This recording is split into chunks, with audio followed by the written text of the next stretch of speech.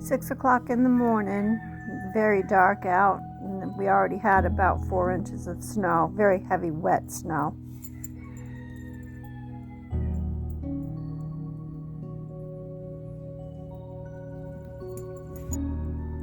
I just finished chores up. It's about 8 o'clock, 8:30.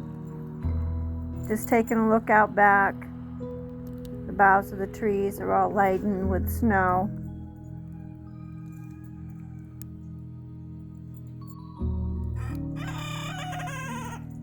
The dogs are looking for eggs. They both will steal eggs if they find them and eat them.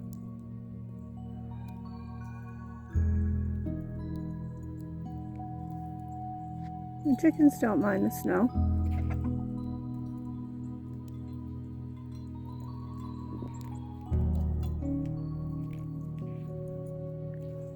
You're out in the snow, Norbert. All the hay's in the barn today. There's Marigold and Buttons. He's ruddy.